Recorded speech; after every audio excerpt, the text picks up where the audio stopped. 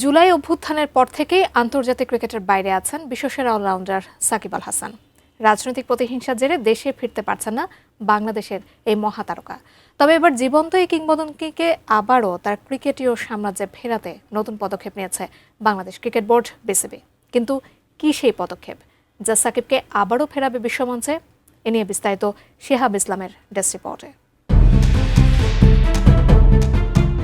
জুলাই অভ্যুত্থানের পর আন্তর্জাতিক ক্রিকেট থেকে দূরে থাকা বিশ্বসেরা অলরাউন্ডার সাকিব আল হাসানকে দলে ফেরাতে নতুন পদক্ষেপ নিয়েছে Bangladesh cricket board BCB.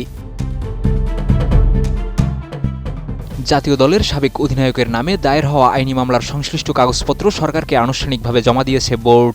BCB সূত্রে জানা গেছে ২০২৪ সালের ৫ আগস্টের পর সাকিবের বিরুদ্ধে দায়ের হওয়া মামলাগুলোর বর্তমান অবস্থা পর্যালোচনা করতেই এই উদ্যোগ নেওয়া হয়েছে। সংশ্লিষ্ট মহলের আশা, এতে তার দেশে ফেরা ও জাতীয় দলে পুনরায় যুক্ত হওয়ার পথ অনেকটাই সহজ হবে। ক্রিকেট বিশ্লেষকদের মতে দীর্ঘ বিরতির পর আবারও দেশের জার্সিতে সাকিবকে দেখার সম্ভাবনা এখন আগের যে কোনো সময়ের চেয়ে বেশি। আর সরকার, বোর্ড এবং সাকিব নিজেও ইতিবাচক অবস্থানে রয়েছে বলে জানা গেছে। ইতিমধ্যে সরকারের পক্ষ থেকে নীতিগত সবুজ সংকেতও মিলেছে। কোয়ালিটি সম্পন্ন আন্তর্জাতিক মানের still bar CSRM, committed for better still. নতুন যুব ক্রীড়া প্রতিমন্ত্রী আমিনুল হক নির্বাচনের আগেই জানিয়েছিলেন, রাজনৈতিক প্রতিহিংসার কারণে কোনো ক্রীড়াবিদ যেন ক্ষতিগ্রস্ত না হন সে বিষয়ে তিনি সক্রিয় ভূমিকা রাখবেন।